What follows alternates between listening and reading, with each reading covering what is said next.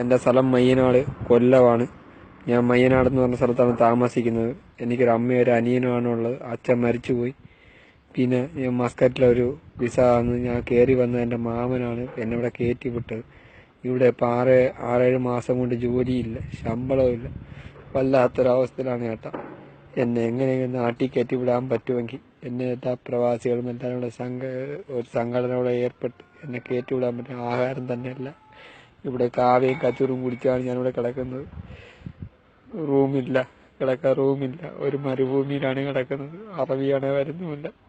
വല്ലാത്തൊരവസ്ഥയിലാണ്. നിങ്ങളെല്ലാവരും കൂടെ സഹായിച്ച് എന്നെ കയറ്റി വിടാൻ പറ്റുമെങ്കിൽ ഒരു അനിയനെ പോലെ കണ്ട്, നല്ലൊരു സഹോദരനെ പോലെ കണ്ട് കയറ്റി എന്നെ വിട്ട് സഹായിക്കാൻ പറ്റുമെങ്കിൽ ഒന്ന് സഹായിക്കണം. എനിക്ക് വേറെ ഗതിയില്ല. ഞാൻ വന്നത് മേശം പണിക്കായിട്ടാണ് വന്നത്. ഇവിടെ പണിയില്ല, ശമ്പളമില്ല, ഒന്നുമില്ലാത്ത അവസ്ഥകൾ.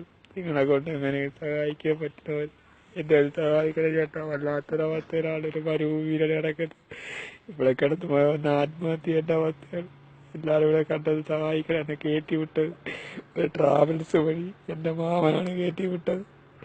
എന്നെ ഒന്ന് സഹായിക്കണം ചേട്ടാ. ആരുമില്ലാത്ത അവസ്ഥയാണ്. എനിക്ക് ആഹാരത്തിന് എന്തെങ്കിലും പൈസ തന്നുകൊണ്ട് എൻ്റെ കൂട്ടുകാരന്മാരാണ് തന്നുകൊണ്ടിരുന്നത്.